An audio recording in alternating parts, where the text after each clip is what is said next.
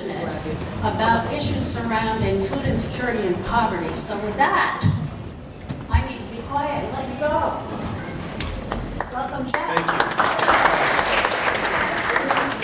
Thank you for allowing me to be a part of your worship service, part of your community today. The presentation I'm going to give is actually an 8-hour presentation. But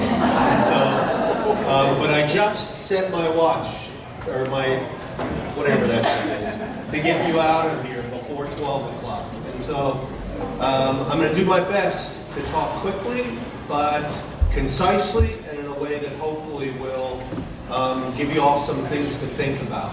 All right, we'll spend some time maybe in a Q&A, but what I would ask is if you have questions, to save them to the end, because the answer might come as we go through the material. But hold on to any question, because I would welcome the opportunity to engage in a question and answer period for those people that still have questions, okay? And so this is hard for me because my coffee's over there and I'm double. So I'm going to start by kind of giving you a little bit of how I've gotten to this place. And I asked Liz this morning, had she heard of this book, When Helping Hurts? This is a book that I read about 25 years ago. And it was a result of coming out. I was on the outreach committee at the Church of the Good Samaritan, which is the church that I grew up in and worked in for 12 years before heading down to Jefferson. And so that book was start of a journey for me that was transformative and took me from working for a large Swiss company to stepping aside from my work life and beginning a journey that actually is bringing me here to you today with one of these things on, which is the most surreal thing that one can imagine. Having just caught up with someone who knows my mother, it's very odd if you knew the journey that I've been on, for me to be standing here with a collar on talking to someone who knows my mother, who knows me better than anyone else. I've had a journey, let's just leave it at that. But in any event, some 25 years ago, the Church of the Good Samaritan was engaged in a short-term mission trip, interestingly enough, to not Virginia, but West Virginia. And it was to Welch, West Virginia. And if you're not familiar with where Welch, West Virginia is, for those of you who are thinking to going to Virginia, Welch is further south and further west. And so it's on the border of Kentucky, Tennessee, and Virginia. And it's in the coal region. And it is a town that was under serious distress. And so we decided to go to Welch, West Virginia, ostensibly to do outreach ministry to improve homes and structures in Welch, West Virginia. So we had a series of 4 homes that we were going to rehabilitate for the homeowners in Welch, West Virginia. And the problem was, so we had a team of about 45 people to go down for a week. And what happened was there was floods in Welch, West Virginia about a week beforehand. As a result, the reason for the floods was essentially they had chopped off the top of the mountains in order to claim the coal. And so what happened is that anytime there's a major storm, the water runs down off the mountain into the rivers and then floods the town of Welch. And so we thought long and hard, should we go down to Welch, should we not go? It was a little tenuous because the National Guard was there assessing the damage and whatnot. And so this was our foray into short-term outreach missions. And we said, no, we've got all the material, we have the team assembled, we can do good things if we go down to Welch, West Virginia. So we drove down, we camped out in the school in Welch, West Virginia, and we headed off to the 2 houses that we were going to be rehabbing. So I was working on a house that we were going to put a new chimney on, and we are going to repaint this house. And so we arrived and we started doing our work. And so this was both youth and adults. So my 11-year-old son was on the team, as were a bunch of other younger kids. And so we started painting that house, and for 3 days we're painting the house while the homeowners were digging over 4 feet of mud out from inside of their house because the flood had flooded their home. And so they needed to figure out how to get the mud out. Our focus was on painting a house and redoing a chimney. And so as I'm standing on the ground painting this house, a National Guard soldier comes up to me and says, "What are you doing?" And I said, "Well, we're here to do a short-term mission trip to improve this house and to make it better." And he said, "You're standing in raw sewage." I thought I was just standing in mud because it was still wet. And so we all had to go to the National Guard tent and get tetanus shots because we were in a place where we weren't supposed to be. But we continued to paint the house, and then all of a sudden, one of the National Guardsmen came up with a spray can and put a big X on the house, which meant that that house was going to be torn down, been condemned. But we kept painting that house, and we completed that house because that was the work that we were called to do.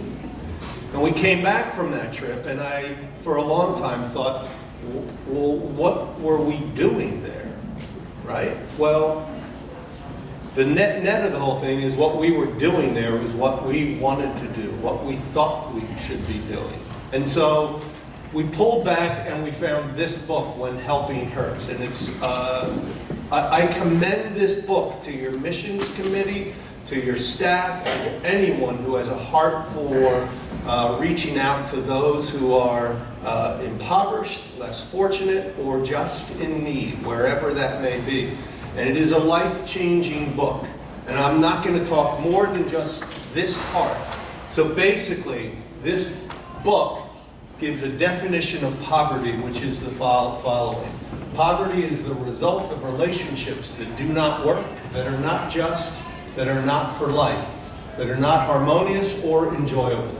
Poverty is the absence of shalom. Does anyone know what shalom is? What is it? Peace. And it's a peace that's different than when we think of peace, like the end of a conflict. It's a peace that's so profound we can't even actually fully understand it. And so, poverty is the absence of a sense of peace, a contentment that is beyond our capacity to understand. And so that was a game changer for me. It was a shift. And the net of the book talks about that the reason why there is poverty today is because we have broken relationships with people. And so when we are in broken relationship, we no longer care about them. We may care for them, but we don't care about them. And this book began to shift my understanding of what it means to be part of the beloved community that Father Frank talked about earlier today. As heirs and co-heirs of the kingdom of God, we are brothers and sisters in this world, right? And so when you start talking about who is your neighbor, which I think you talked about last week, who is my neighbor? Well, it's whoever it is that is near me, right? And so if you think of it as, well, my neighbor are the people in Wayne. And once I've entered into a relationship with those people, then my neighbors are the people who are next to those people. And it's this growing concentric circle of humanity. My neighbors are the entire human race. Our neighbors are the entire human race. So if we start to think of it in those terms, we can begin to look at ourselves and look at the other and begin to ask ourselves, how do we rebuild right relationship? In the beginning of Acts in chapter 3, there's a profound moment where Peter and John are walking to the temple. Okay? And they come upon a man who's crippled, and he's a beggar by the side of the gate. entering into the walled city of Jerusalem. And as a beggar, and this goes on even today, how many people go into the city and see people asking for handouts? We all do, right? How many of us avoid eye contact with those people? I mean, if we're honest with ourselves, more times than not, we either look the other way, or we pick up our iPhone and say, oh, I've got to get this email, or we avoid eye contact. More importantly, so does the other person, right?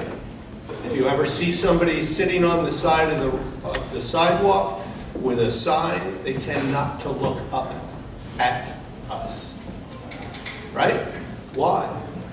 Well, I don't know for sure, but if I was in that situation, I would probably be embarrassed, angry, broken, sad, all of those emotions, right? This example is no different than that. So as Peter and John came upon this man who was sitting down by the side, on the side of the road, Peter looked straight at the man, as did John. Peter then said, look at us. So he engages the man. Look at me. So the man gave them his attention, expecting what? To get something from him. Then Peter said, silver or gold I do not have, but what I have I give to you. What I have I give to you. Does anybody know what Peter had? What was the next thing that happened? I should let you figure it out yourselves, but for the interest of time, he says, take my hand. He'd take my hand. And he lifts the man up, and he's healed. He's no longer crippled. Right? So it's the story of a miracle that happens. But the miracle begins with what?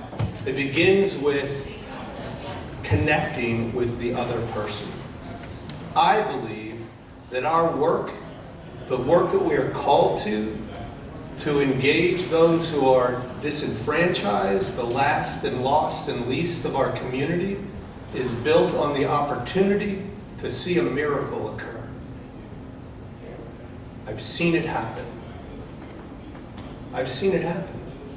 And so as we begin to take a look at this work, we have to look at it with a perspective that God is in control of everything. And this book will shift your paradigm and challenge each one of us to ask the question, why am I doing this work? Am I doing it to feel good? Am I doing it to help someone else? Or am I actually doing it to bring praise and glory to the one who created us, the one who calls us into right relationship? That's the work that I have come to feel called to, that I love to be engaged with, and I challenge others to do the same. It's not easy work, it's hard work, but it is, I believe, the work each one of us is called to. So, this presentation is a conglomeration that we call the heart of poverty.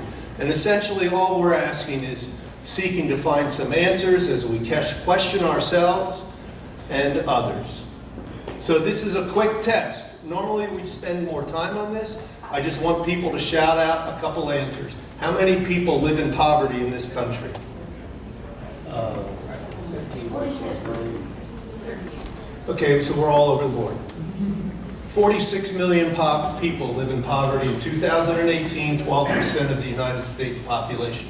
The good thing is that's a drop since 2014, but it's still the highest poverty rate since 1959.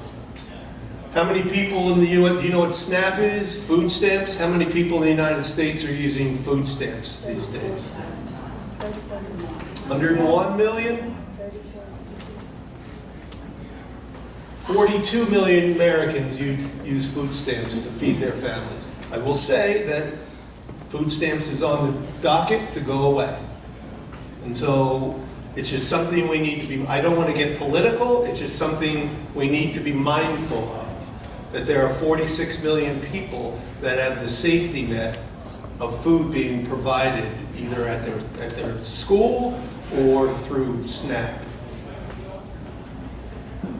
What is the child poverty rate in the United States? 15%? 21%. Over one in 5 children in this country are experiencing poverty. We're going to talk specifically about what poverty is from the government standpoint and what it means to be impoverished, which are two different things, okay? The key is that's the second highest rate in the world of developed nations in the world, next to Romania. It's odd to think that the wealthiest country in the world would have the second highest child poverty rate. What is the average time a family spends on welfare? Anybody know?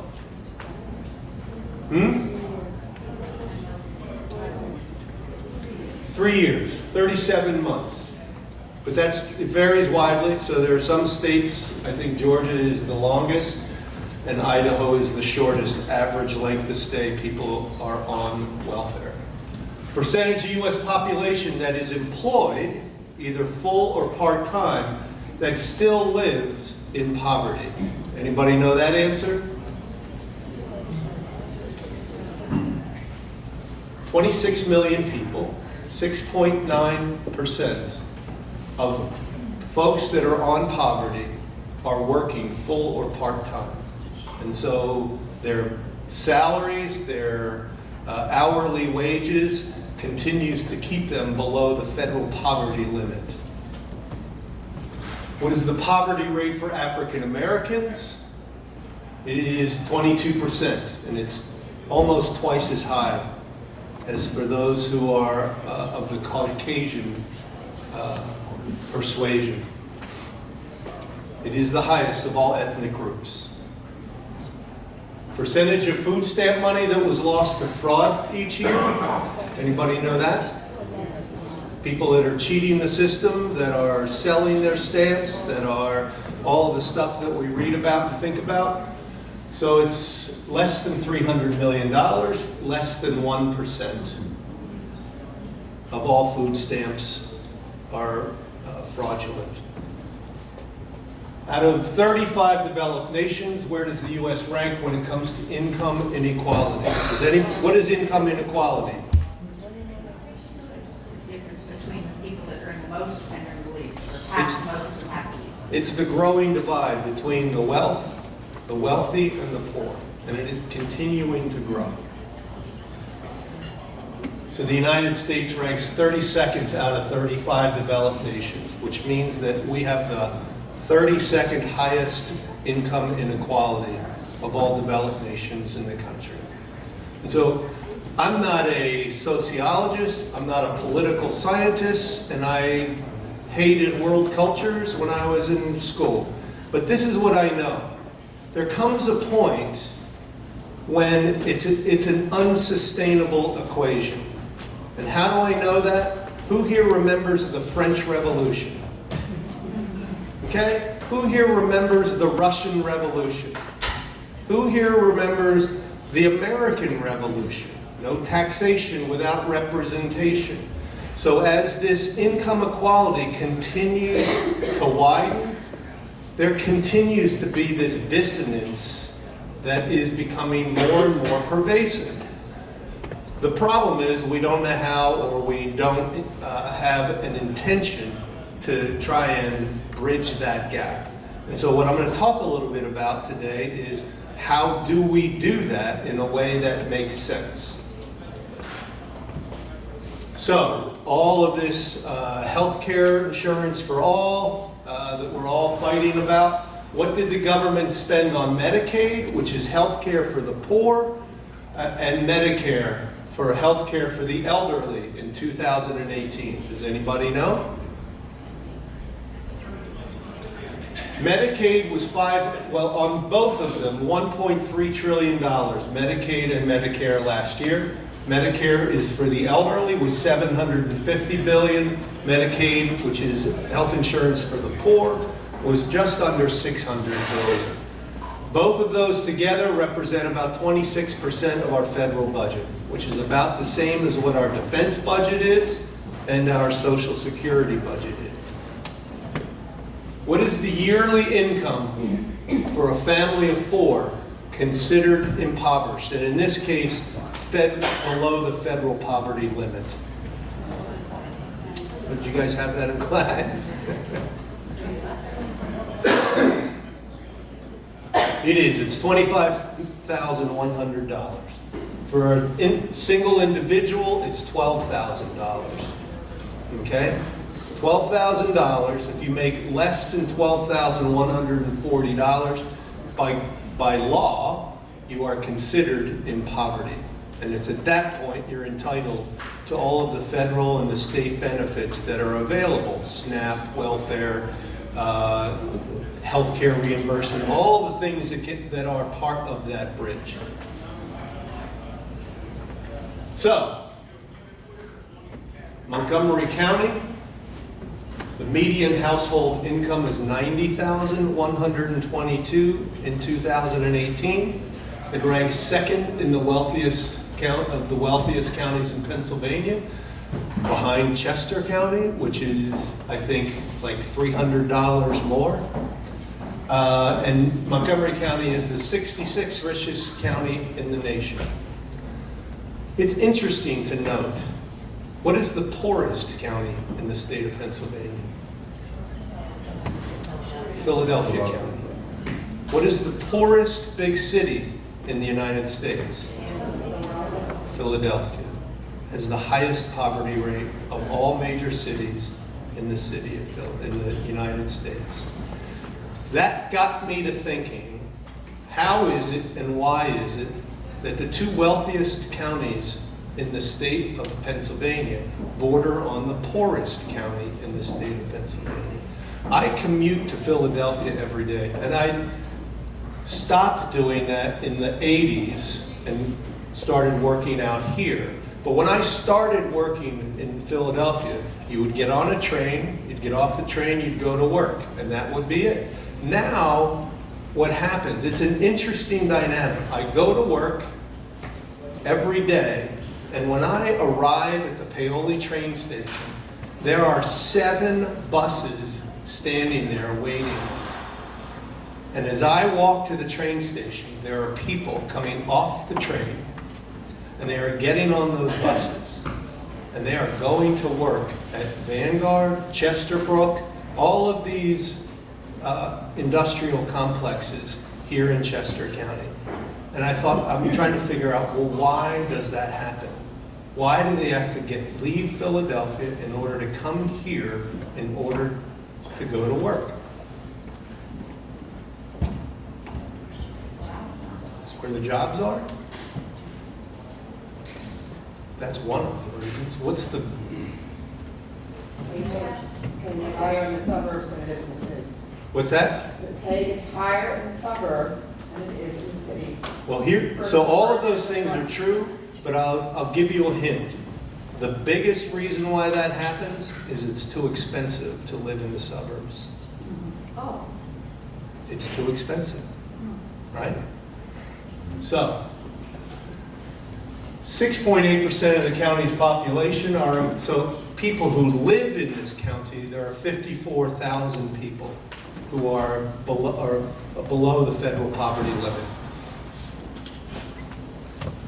So this is a chart that's called the Fair Market Rent, 2019. And this talks a little bit about the struggle that people have. So there are 4 columns and 3 rows. So it's the hourly wage, I got this thing. The fair market rent, annual income needed, and the number of jobs needed. So in Montgomery County, in order to rent a 1-bedroom apartment, which the fair market rent for an apartment in Montgomery County is a little over $1,300 a month. That's a 1-bedroom. In order for one to actually be able to afford that, they have to be earning $26 an hour.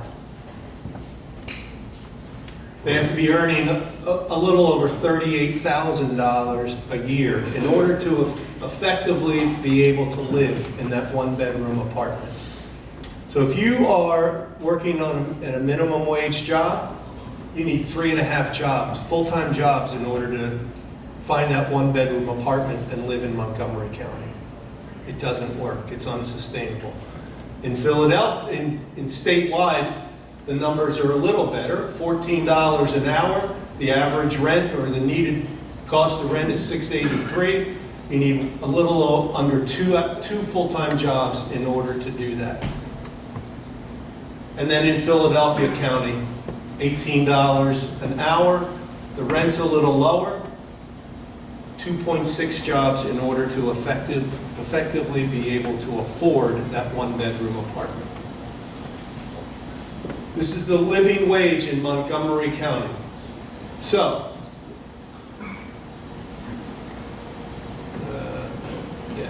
so this is the minimum wage that's currently in the state of Pennsylvania, and it is part of the federal minimum wage guidelines. There is a motion that has passed the State House of Representatives to increase the minimum wage to, I think, $10 an hour. What I don't know is if one increases the state minimum wage and the federal poverty guidelines, so if there's no federal minimum wage increase, will it actually be detrimental to folks that are in Pennsylvania because it will kick them out of some federal benefits because their income is kicked up? I don't know the answer to that. I suspect it will be detrimental without a federal minimum wage guideline. So, in this state, in Montgomery County, I think this is about it.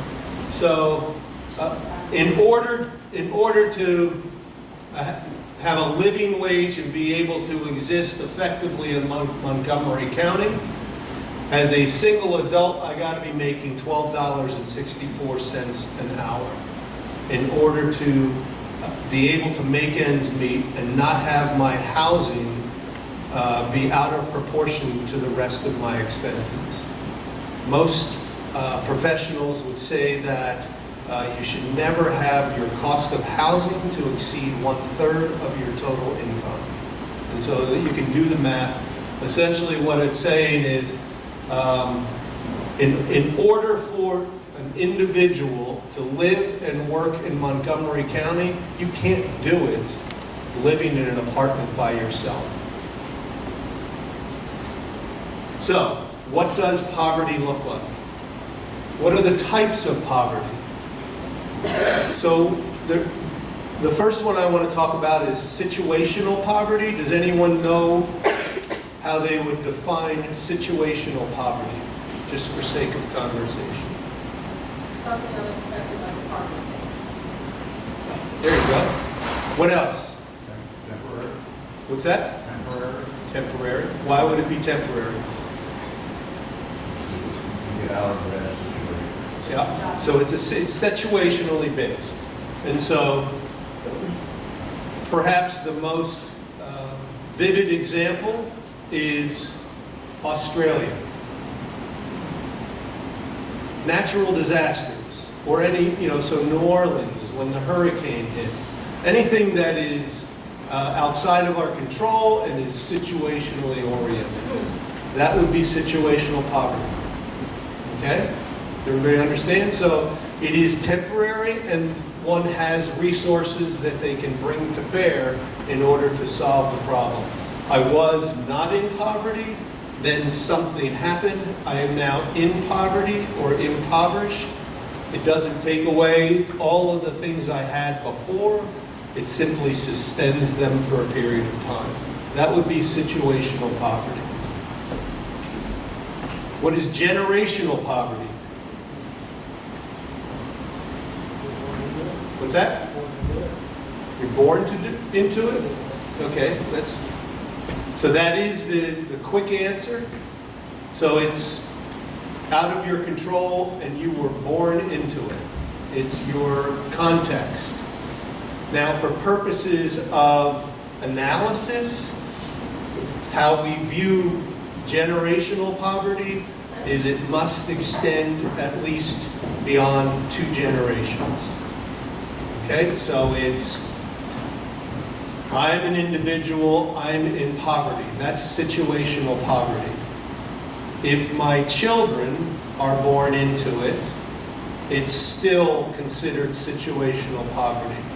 If their children are born into it, then it becomes generational, because the context becomes more permanent. It becomes how we navigate through the world. We make our day-to-day decisions based upon the reality of our context. So, we're going to talk mostly today about this issue of generational poverty and how can we break the cycle of generational poverty in order to begin to move people out of that situation. What is our role? What is our responsibility? What is our opportunity? And then what's emotional and spiritual poverty?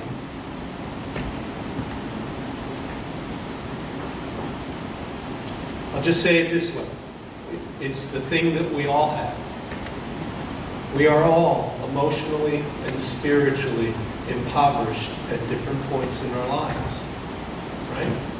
When we are in pain, when we are grieving, when we are struggling emotionally, psychologically, physically, those are all things that have an impact on our ability to navigate in the world. Okay? So what are the contributing factors? In this case, we're going to talk about generational poverty.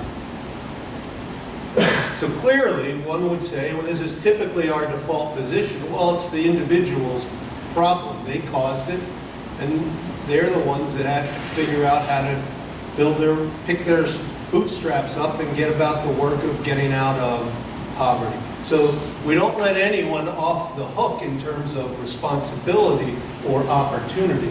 So the individual and their behaviors. What are a couple of things that would contribute to somebody's individual decisions that would have an effect on their ability to either get out of poverty or remain in poverty? Crime, addiction, education, mental illness. Hey, guys. Oh. My daughter is in a city thing, she just watched her, the people on it, and actually worked in school in the city. As a teacher, but, and she discovered how we live here, this is all she knew, how they live there. And so the answer for her would be that depending on where you came from an African American family for generations, that we didn't have to see the benefits that we, from where I am, from generations ago. And so they're going out. And, she lived in water from my background, and she said, what I worry about my age the most, that don't judge by the police with their life. And hence, they're more, just put it on. In a negative way, they classify them as conservative. So I would describe it as, it's the prejudice that exists, the prejudgments that exist. Yeah, so, sure, yeah.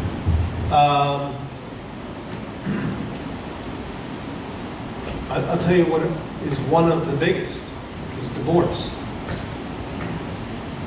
We don't think about it in those terms, but it has a dramatic impact on the family structure and the ability to navigate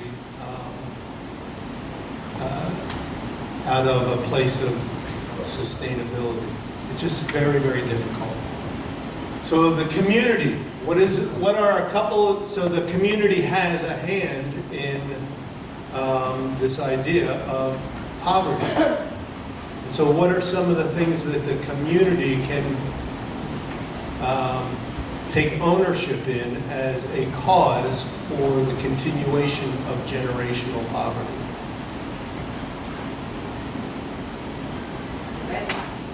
Redlining. Yeah.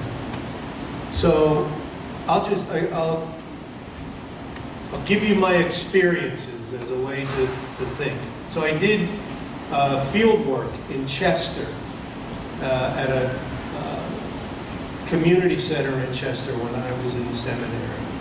So I would drive from Paoli down to Chester 2 days a week to work in this community center. And so as I approached going down, I think it's 252 or whatever, Route 1, you come to an off-ramp in order to avoid having to get on 95, and you cross over 95 to get into Chester. And it's right next to Swarthmore. Who knows Swarthmore? Well, just the name itself would give you some, it's like, I live in Swarthmore as opposed to Chester. So as I'm sitting at a traffic light, about to cross over this bridge into Chester, there is a footbridge that crosses over for pedestrian traffic that travels into Chester or the reverse, coming into the Swarthmore area. And as I'm sitting at the traffic light, I look over at this pedestrian pathway, and there's a padlock on it. And I thought to myself, now that is the most bizarre thing I've ever seen. Why would one padlock a pedestrian throughway to get from here to there? It's public property. People need to do it. Well, I'm not going to give you the reasons. I'll let you all figure it out yourselves. But it was as stark could be, in my opinion. I'll go even further back.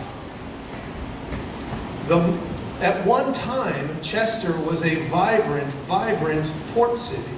It was incredibly vibrant. And then what did they do? What did we do? We put I-95 right through the middle of the dividing point between Swarthmore and Chester. One community thrived and the other one died. It happens over and over and over again. I grew up in Paoli and in Malvern. I remember the terms over the tracks. Does anyone else, am I the only one that remembers that? The other side. The other side of the tracks. There's a reason for that. We don't talk about it, but it's real, and it happens over and over and over again. And the community makes decisions that create those divisions. Remember, go all the way back. Broken relationship. Broken relationship. The relationship between Swarthmore and Chester was irreparably broken and remains that way to this day. So now you have Chester, you guys do volunteer work down there, that's a food desert. Who knows what a food desert is? A food desert is a governmental term for the fact that over a certain population, if there's no place to buy food, they pronounce it a food desert. Chester is a food desert. There is no grocery store in Chester. There are all kinds of what they call bodegas, which are little corner stores where they'll buy food, mark it up, like in a usurious way, like double the price, and charge people to buy a quart of milk because it's at the corner. Otherwise, they've got to cross 95 and go to Swarthmore. It's community-based separation. Human exploitation. We don't have enough time. And political and economic structures. This is the one that is the most difficult, but it is also the most insidious. And so, again, I don't want to get political, but the reality is there are institutional forces that continue to drive this wedge between the folks that are impoverished and those that are wealthy. And there are institutional structures set up in order to make sure that exists. And so we'll actually show that. This is a video. It's based in Adams County, Pennsylvania, which is in central Pennsylvania, where Gettysburg is. But it's indicative of this institutional structures that are set up in order to keep this gap.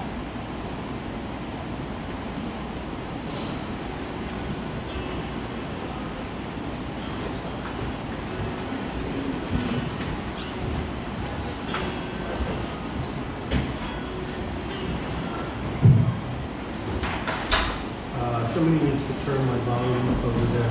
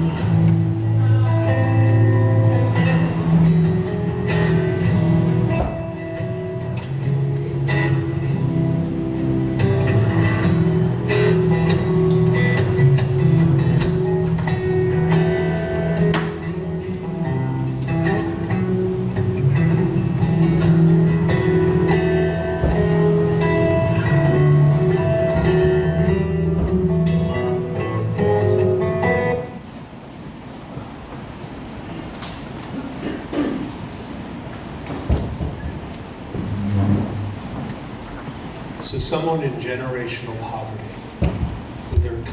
whose context is living with a system that provides all of these federal benefits because I don't earn enough money.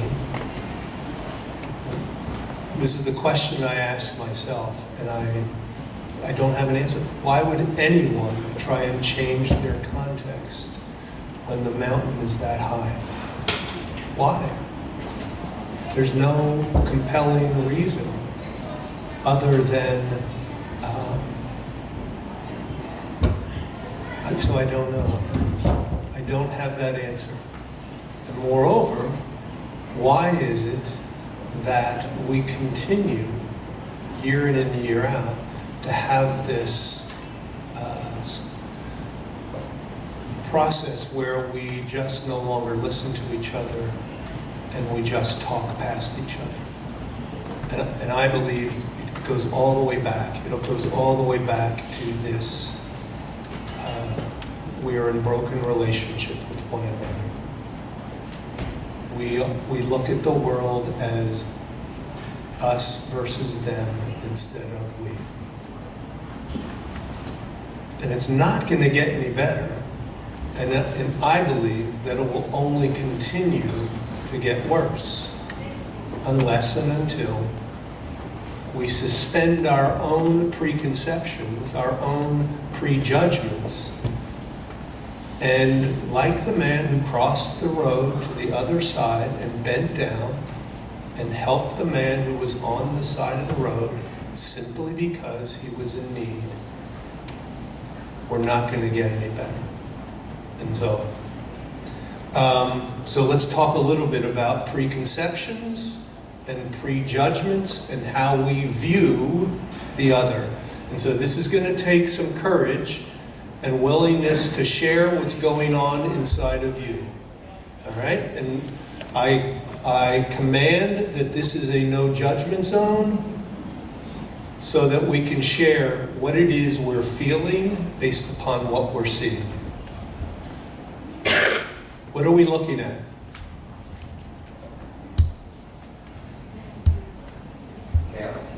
Chaos.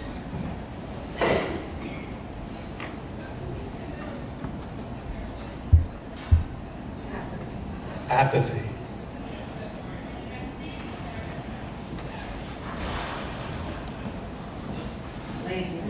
Laziness. Depression.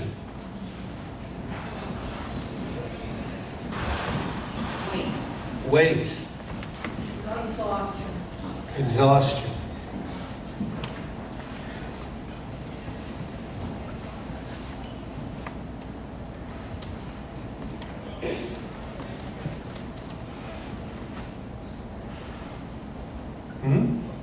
Sadness?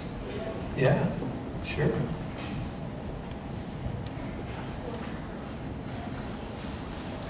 So when I do this for the whole day, we spend a lot of time kind of sitting around tables looking at this and then really drilling down as to what's going on inside of me and why am I feeling it. And so I always end it with this. What are we looking at? We're looking at a PowerPoint slide.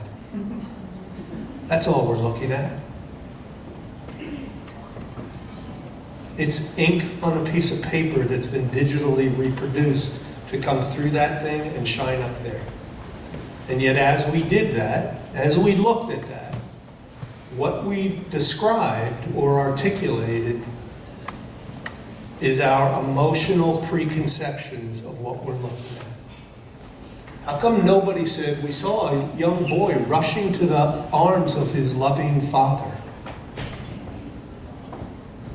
Because it's not contextually relevant to what we see in that picture. We, and I'm just going to say the collective we, right?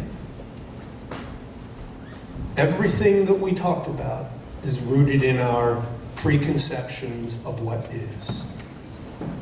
And so unless and until we can enter into a relationship with someone and suspend our preconceptions, we will bring those preconceptions into that relationship, into that dialogue, and make judgments. You may not know that you're doing it, but we do it all the time. We do it in this room, we do it all the time.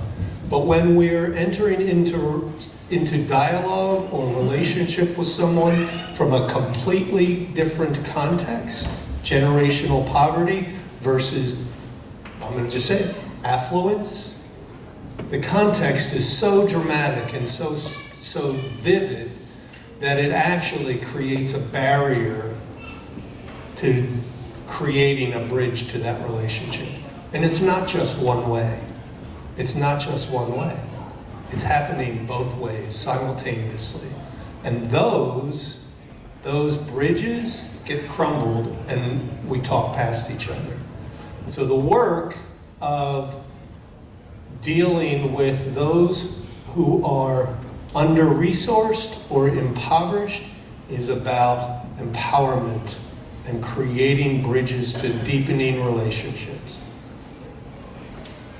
So, the stuff that's going on behind the scenes in our minds and in our hearts are what's known as mental models. Internal pictures of how we see the world work. They exist below awareness, and there are theories that we use, and we tend not to examine them. We tend to just live in them and say, that's how the world works. It determines how we act, and it can interfere with our learning and the learning of the other. These are hidden rules for living and judging. So, we spend 3 hours on this, so this is a summary. So you have folks that live in poverty and folks that are in middle class. These are generalizations, but they tend to be observable generalizations based upon the work that we've done, which is gather people from both contexts and have conversations about how they see the world. So folks that are in poverty tend to view relationships as the most important thing in their lives. Why? Does anybody know? Because relationships are the way one gets things done, right? So if somebody has a flat tire and they don't have AAA, right? No, I won't even go there. So they'll call Uncle Ray and not AAA because they don't have the money to pay for AAA. That's relationship and the impact that relationships has on folks that are impoverished. So, in the middle class arena, it's all about achievement. It's all about getting ahead. It's all about who you know and how you're going to get ahead. That's the underlying motivating factor. And so then these, on the outside of the circles, these are the things that influence the day-to-day existence for someone who's in poverty versus someone in middle class. The point of the exercise is we see the world and we live in the world completely differently. And unless and until we suspend our own mental models, and again, it has to be both parties, dialogue will not occur. It will be two monologues, people talking past each other. Constructs for consideration as it relates to poverty. I'm going to go through these quickly. Poverty and wealth are relative and contextual. I can be the richest poor person or the poorest rich person. It's contextual, right? So Donald Trump is poor compared to Michael Bloomberg, right? It's all contextual. Poverty is blind. It has no, it is completely blind. Poverty can happen to anyone. Again, remember, situational poverty can turn into generational poverty if it's not dealt with. One needs only go down to New Orleans and look at what's going on down there. What are we now? I think we're 10 years past the big hurricane. and people are still in situational poverty down there. How many people here have the privilege of going to the Caribbean for vacations, to Abaco? Anybody heard of Abaco? Yeah, well, it's one of the most beautiful islands I've ever been to. The island exists, but everything on it is gone. Gone. That's situational poverty there's a high probability that it will turn into generational poverty because no one's paying attention to it. Generational and situational poverty is different. We talked about it. It's based on patterns of group, and all patterns have exceptions. Again, the work that we do is rooted in some generalizations, and so while we try not to make generalizations for purposes of examples, we do have to make some observable generalizations. Everyone has hidden rules of the economic group they are familiar with. Hidden rules are the things that I know that you don't know about how we operate in here. So today, as I was sitting up close to the altar, there were all kinds of hidden rules going on that I wasn't aware of, right? It's very disconcerting to be an outsider and to be brought in, but then not completely aware of all the hidden rules. Well, they're hidden, with all due respect, they're hidden for particular purposes. And most of it is rooted in control. This is the way we do things here. Institutions have hidden rules, the church being probably the biggest proponent of it. Working across classes is important to understand the rules. When we are transitioning from one class to another, so we basically have to suspend our relationships. I have to completely leave behind that which was my context in order to effectively assimilate into a new context. That's very hard, and not only threatening, but again, why would one do that with no sense of guarantee? Fundamental reason for poverty or lack of education attainment, disconnection of family and or community.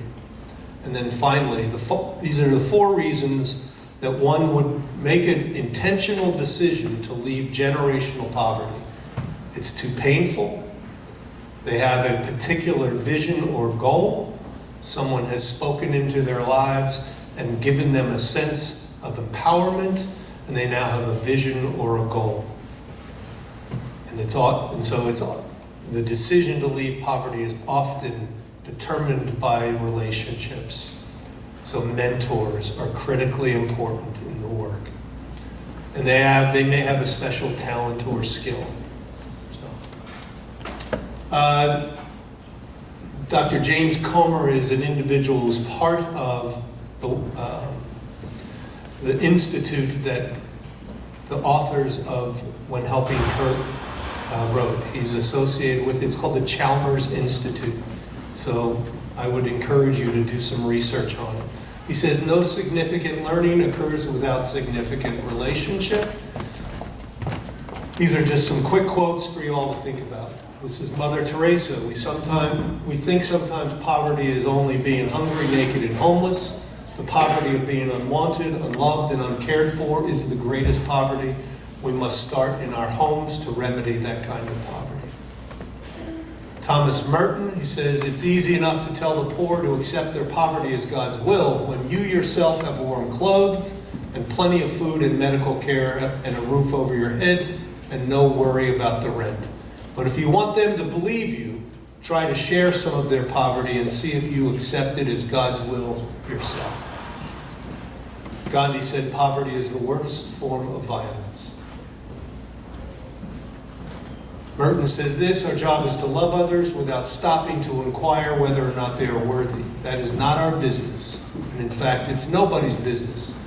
We are asked to do is love, and this love will render both ourselves and our neighbors worthy.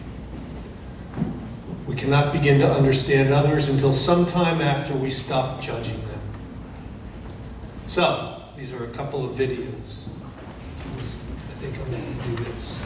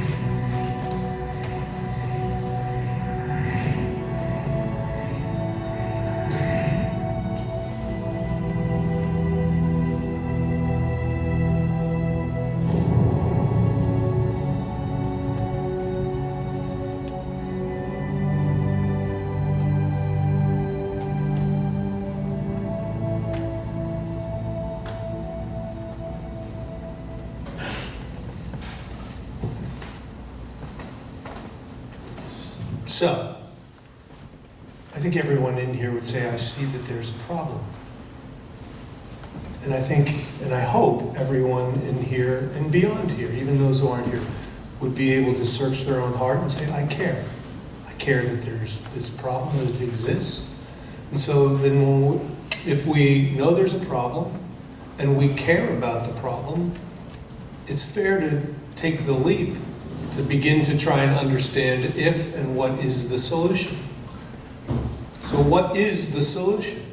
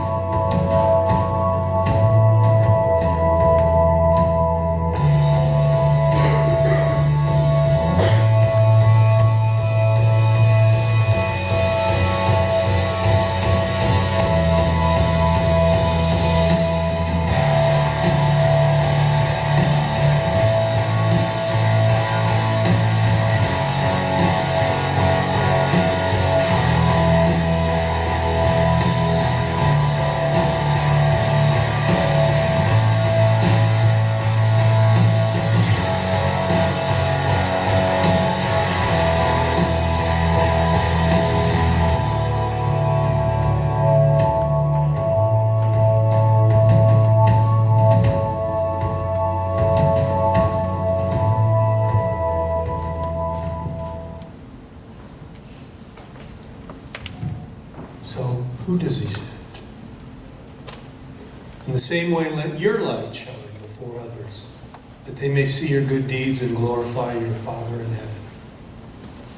We are therefore Christ's ambassadors, as though God were making his appeal through us.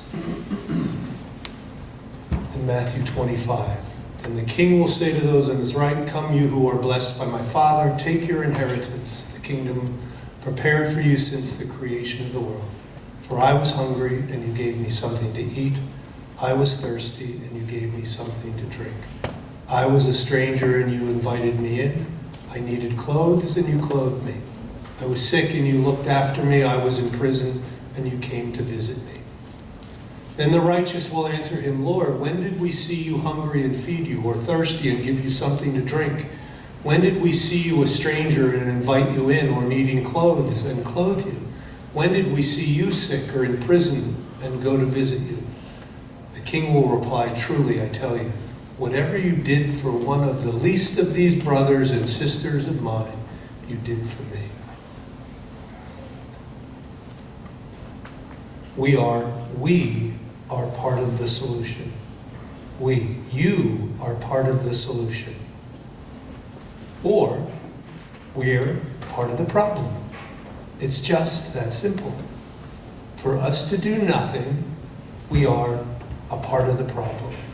For us to do something, we are part of the solution. So, how do we help?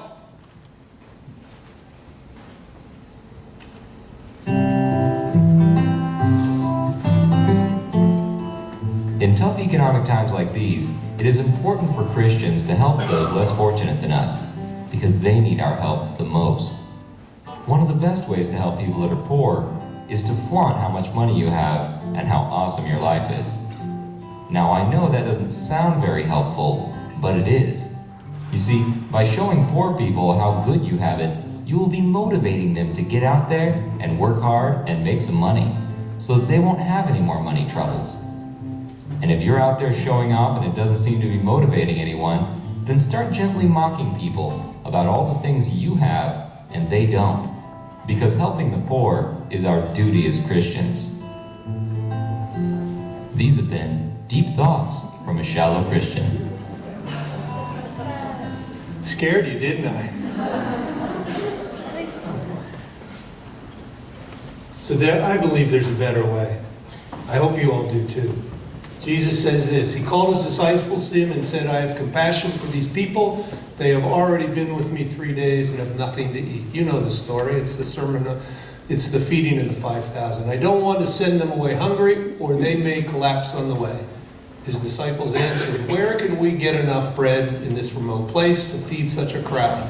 How many loaves do you have? Jesus asked. 7, and a few small fish.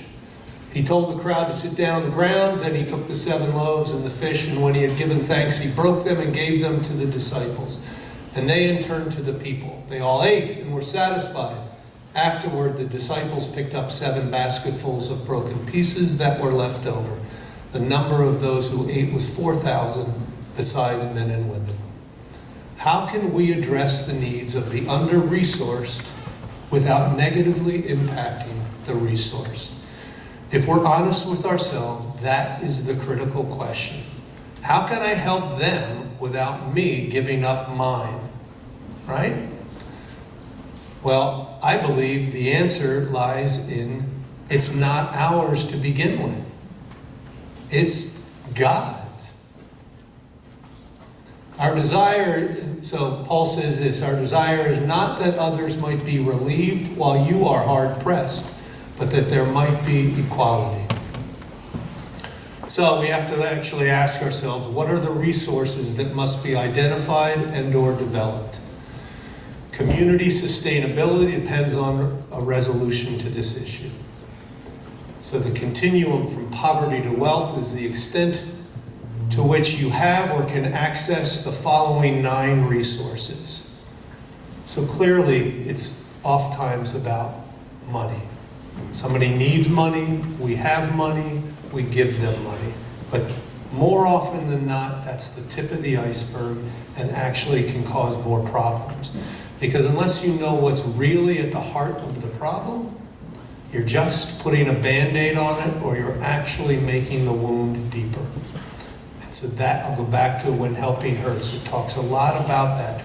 And so the only real way you can actually understand that is when you're in relationship. You trust them, they trust you, and they share, and you share. Emotional. These are all the things that more often than not People in need are in need of these 9 things. Now, one may be more than the other, but mental, education, spiritual, physical. Somebody has physical limitations. Support systems. They don't have enough community support. They don't have enough family support. Relationships, role models. So make a friend, be a friend. Knowledge of hidden rules. I go back to how disconcerting it is when I don't know what the rules are. Language. I traveled through Spain for a month and a half. And what I came to realize was that if I actually found myself in Spain, I would be in poverty because I don't speak Spanish, right? And so I can't communicate. And so the simple thing, as simple as language, can create a lack of a resource that can land somebody in poverty. The road out of poverty is not just about developing financial capacity. We must change our thinking, educate, we must empower, we build human capacity. The things that change thinking and build human capacity, relationships with people different from you, it's called social bridging, emotional, personal experiences, education, and spiritual awakening, which comes as a result of the first 3. And finally, employment. Where did the human capacity model come from? Jesus. Jesus did not go to the religious organizations, the government agencies, or sponsors and say, give us money and resources. He went to the people and said, let me tell you how you personally can have your own salvation. And secondly, he instructed his followers to provide basic resources within relationships. Love your neighbor as yourself. So, what if?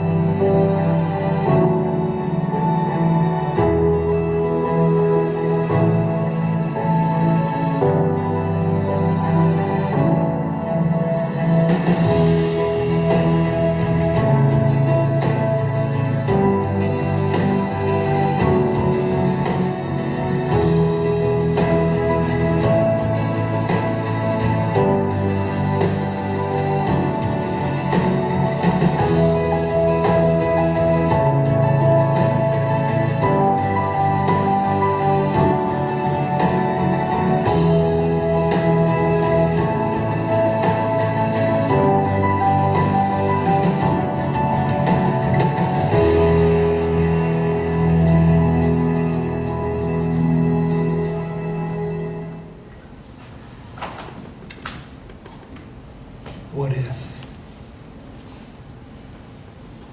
I'm just going to leave, well, not leaving, but the contributing factors, we talked about them in the beginning. They don't change, we change. So, the question to ask is, what can we do? What can they do? What can I do? What can they do? And then finally, what can we do? This is the question that y'all should be asking, should the mission of the church include strategies to end poverty? I believe that's one of the reasons the church was created. In times of shrinking government funding, how can community organizations like the church redirect their time and resources in order to actually increase opportunities for livable wage jobs, affordable housings, adequate health care, and reliable transportation? how do community organizations like the church engage more citizens in helping families out of poverty? Remember that gap? Go all the way back to that first video where the wage gap, where they needed to get to $22.65, I think it was, in order to be completely independent. How is it that one bridges that gap? It's not going to come strictly from governments. It's just not. And so if there is a true and deep desire to walk alongside individuals that are trying to move from subsistence to independence, somebody has to walk alongside them. So, I'm not advertising this, I'm just articulating that this is a program that I've been involved with that provides some frameworks for the very thing that we talked about. Okay? You can go to the website. It's called the AHA process, A-H-A. AHA stands for the moment in your life where you go, aha. Right? So, I think some of you are involved in Norristown at St. John's. This is the Hospitality Center, which is at the back of St. John's Church in Norristown. And we did nothing more than a presentation a little over a year ago to the board of the Hospitality Center on how they can incorporate a program called Getting Ahead in a Just Getting By World. It's a 9-week program that helps people become self-sufficient and helps empower people to actually assess those 9 resources that people look for that we talked about. And so what is it that I need? How is it that I can get it? And where do I find it? It's a process of working with folks that are willing to take that journey over a 9-week period of time. And so this is their first graduating class that occurred in December of this past year. So I show that just as a reference point that the work, you never know when you do something that will have a lasting impact on someone else. I spent 2 hours with the board, and it was the last time I saw them because I had changed and moved into the city. And this was sent to me saying, thank you for the work that you did. And I did nothing other than introduce them to this program. And now it's an ongoing program that they're operating with. The Heart of Poverty. Thank you for allowing me to.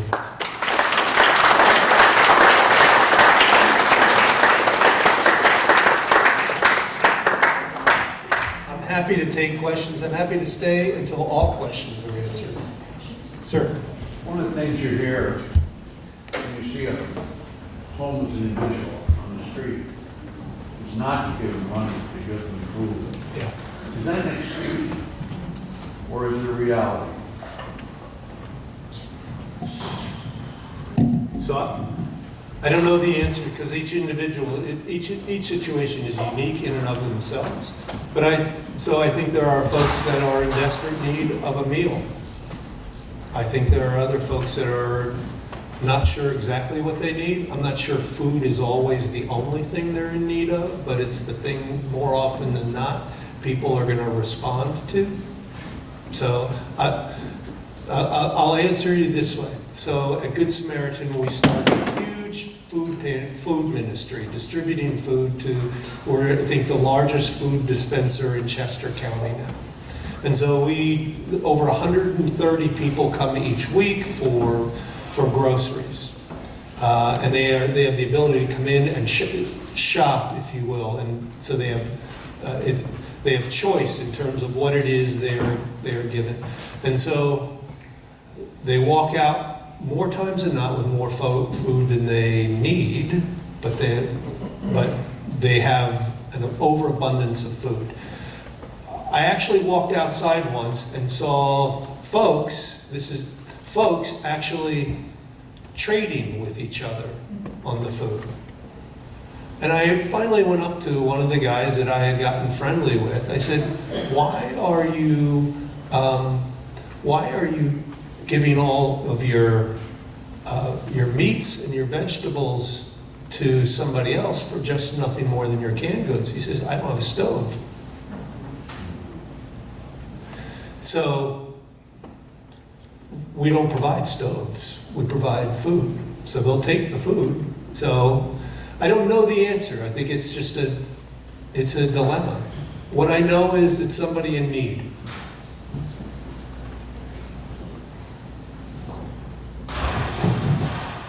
Where? Oh, sorry. No, I just want to thank you for bringing the issue of poverty to all of us. You know, sometimes I think sitting on the main line, it's not that I don't care, it's not that I think prejudice things, it's that I just simply have become unaware. You know, I walk down the main line and I don't see anyone I can go, you know, that's just it's just so far removed from us. And thank you for bringing it back into our presence. So I live in Chester County and I have the same feeling. So I'll leave you with this. Well, I won't leave you until you throw me out of here, but I'll offer this. When you say we live in the main line and we just don't, it's just not on the, unaware. So I'll say this, and this is one of those generalizations, but it's rooted in observable generalization. One of the things that I've gotten involved with, because language is an impediment, I'm an ESL instructor, okay? 99.9% of the folks that are in that class are Hispanic. Can you explain what ESL is? English is a second language. So it's folks that are trying to learn English principally so they can navigate in the world, in this world, a little better. So I'll leave you with this. The folks that cut our lawns are by and large impoverished. Right? So it's not as far away from us as we might think it is. The restaurant workers, maybe not the ones out front, but the ones behind, are probably struggling to make ends meet. I guarantee you, well, I can't guarantee you, but I'll proffer that most of them don't live in this community because they can't afford to live in it. How about our military? Yeah, I mean, what does anybody, am I the only one that's watching this Comcast commercial that just came out that says like 90% of folks coming out of the military experience unemployment for a period of time? And Comcast, as brilliant as they are, said, we will hire any vet. So that is an intentional decision to make a difference. I would also recommend that book, Understanding Poverty.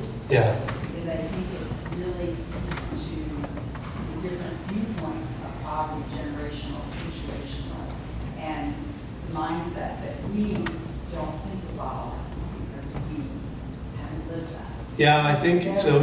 If you actually spend some time and do some of the reading, it will change how you are seeing the world. So,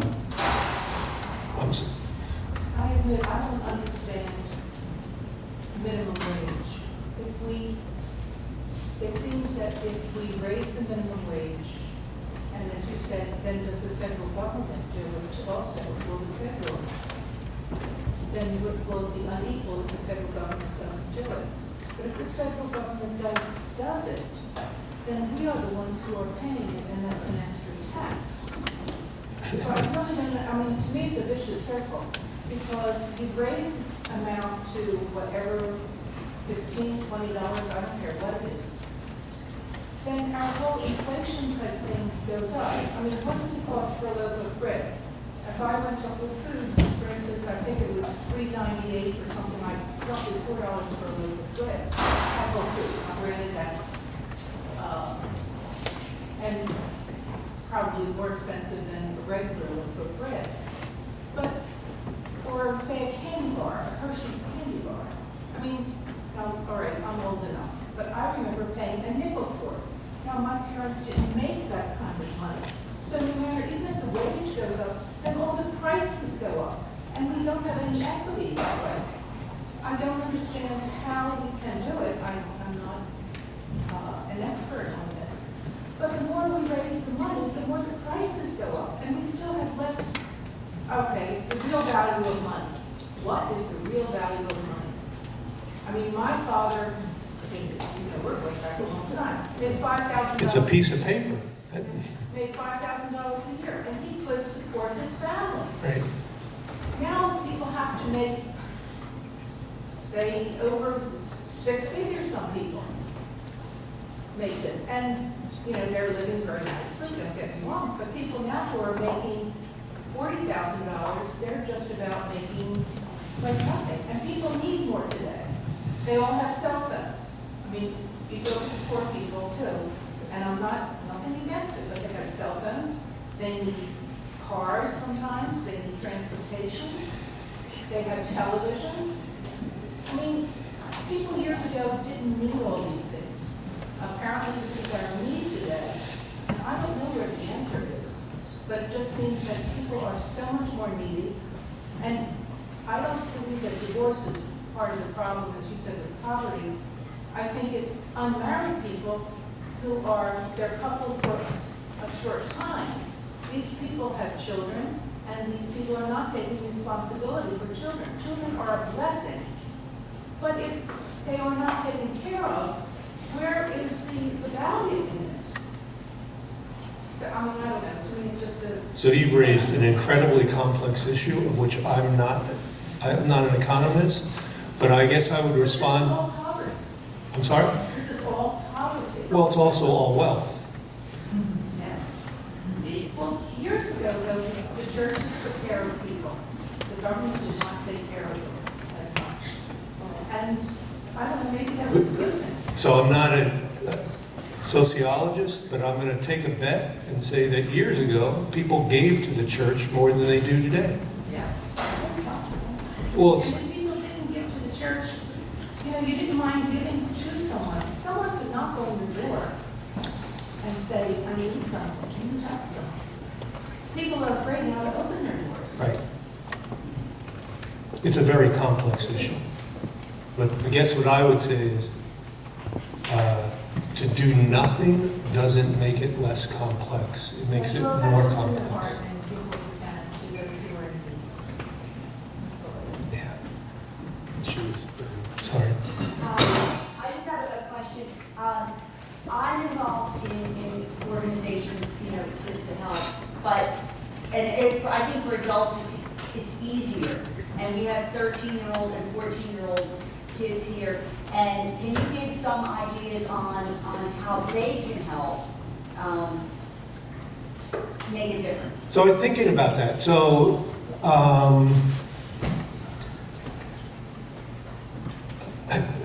this is going to sound, maybe it's just too simple.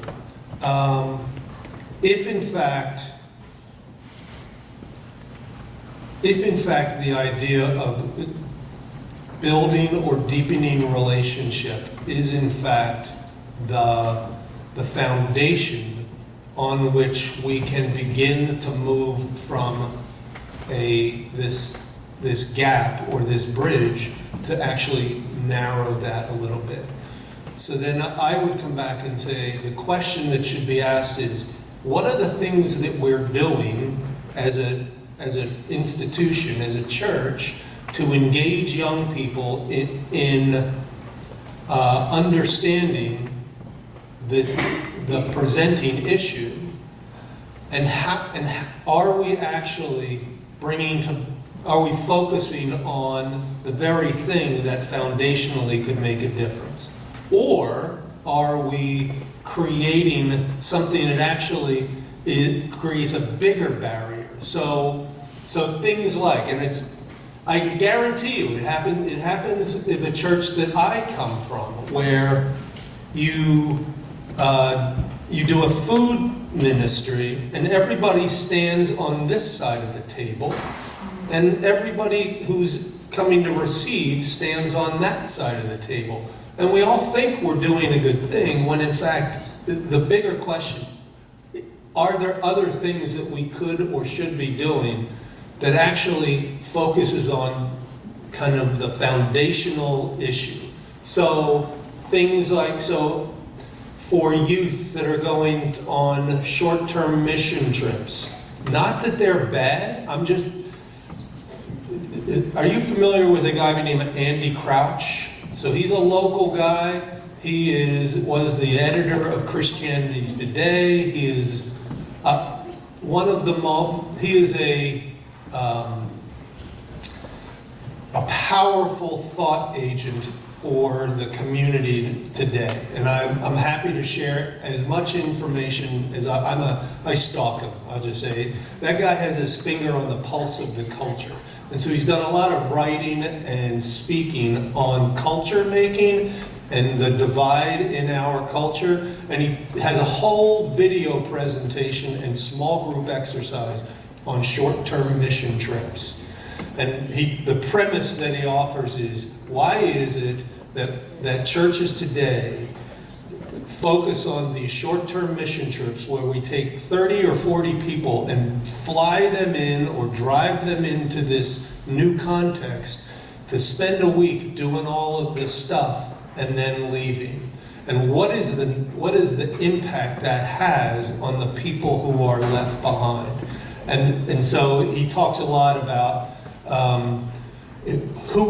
what is that process actually for? Is it more about us than it is about them? I would commend it to you for any mission organization, any mission committee that is doing short-term mission trips, to kind of change your paradigm so that we really know what we're doing and the impact it is having on the other.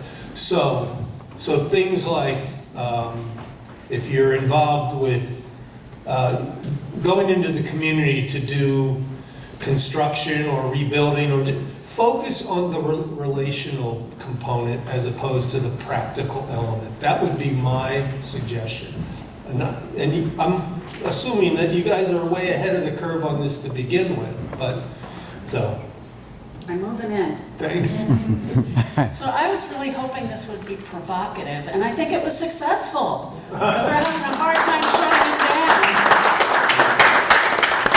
So thanks.